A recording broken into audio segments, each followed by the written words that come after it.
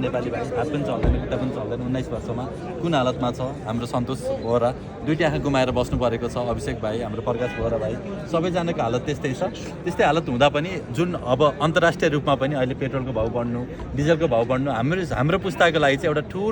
एउटा अग्नि परीक्षाको पालो आएको छ बालेनजीले प्रधानमन्त्रीको पद सम्हाल्दै गर्दाखेरि चाहिँ यहाँ भएका सम्पूर्ण अहिले भर्खर हेर्नुहुन्छ भने सहकारी लघुवित्त मिटर ब्याजमा मात्र करिब 1 करोड जना नेपालीहरू पीडित छन् सहकारीमा हैन अहिले 7 लाख जना उद्योगी व्यापारीहरू ब्ल्याकलिस्टेड छन् अहिले भर्खर हेर्नुहुन्छ भने हाम्रो त्यहाँको हालत त्यस्तै पुगेको छ त्यही भएर चाहिँ अब सम्पूर्ण नेपाली जनताहरूले चाहिँ हामीले के सोच्नु पर्यो भन्दाखेरि इतिहासले एउटा नयाँ युग नयाँ चेतना नयाँ एउटा हाम्रो पुस्ताको लागि ठुलो अवसर दिएको छ जनताले सबैजना नेपालीहरू मिलेर यतिको देवभूमि तपोभूमि सत्यभूमि शान्तिभूमि कर्मभूमि मोक्षभूमि स्वर्ग जस्तो देश छ भगवान जस्ता जनता छन् सधैँभरि रहियो अब हँसाउने बेला आएको छ अब हँसाउने बेला आएको नचाउने निकोलस तपाईँ त बालेन्द्र शाहलाई अलि अगाडिसम्म गाली गर्नुहुन्थ्यो अहिले उनी प्रधानमन्त्री बनेका छन् के छ अलि अगाडि भन्नुभएको तोरी भन्ने शब्द लिएर गाली गर्नुभएको थियो अहिले पनि तोरी नै हुन् कि अब प्रधानमन्त्री बन्नुहुन्छ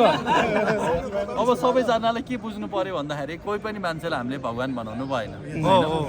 हामी सब जतिभरि नेपाली हुनु पर्यो हामी नेपालको हुनु पर्यो नेपालको खान पर्यो नेपालको लाउन पर्यो बालेन्द्र शाहले हिजो राम्रो काम गर्दा राम्रो गरिस् भनेर के गर्नुभयो भनेर भनेकै हो धेरै कुराहरूमा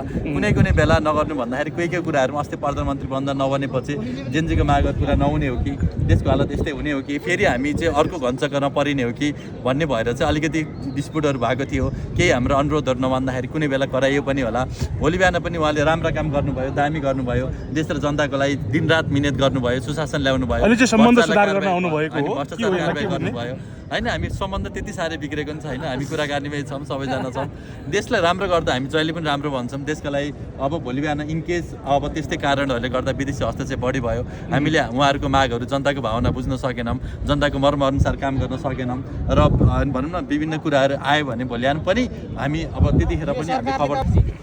अब मैले चाहेको चाहिँ योजना आयोगमा बसेर योजना बनाउन मन हो म यसको लागि भनिरहेको छु सबैजनालाई होइन 35 वर्ष पुग्नुपर्ने रहेछ उपाध्यक्ष नभए पनि ठाउँमा बसेर के कामहरू गर्नु मन छ त्यो बाहेक एउटा चाहना भनेको चाहिँ अहिले भर्खरै मलाई भोकाला भोजन प्यासीलाई पानी रोगीलाई उपचार हरेक ठाउँमा गर्नु मन छ र देशको खाउँ देशको लाउँ देशैमै रमाऊ आत्मनिर्भर नेपाल महाअभियान नेपाल बन्छ जब नेपालमै बन्छ एक पालिका 300 रोजगार नेपालको हिमालभरि च्याउ फलाउनु पर्यो जडीबुटीहरू फलाउनु पर्यो पहाडभरि हर्रोबर्रो अम्ला चिराइदियो भाङ लगायत वैधानिक गर्नु पर्यो तराईमा मोरिङ्गा लिची लगायत गर्नु पर्यो देश युवा बेचेर होइन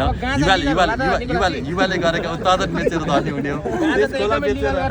पर्छ र नेपालमा भएका दुईटा स्रोत एउटा भनेको जनस्रोत जुन हाम्रो संसारभरि आज दुबई अमेरिका सबै देश हामीले बनाइरहेका छौँ हाम्रो युवाले बनाइरहेका छन् यो जनस्रोतलाई सदुपयोग गर्नु पर्यो अर्को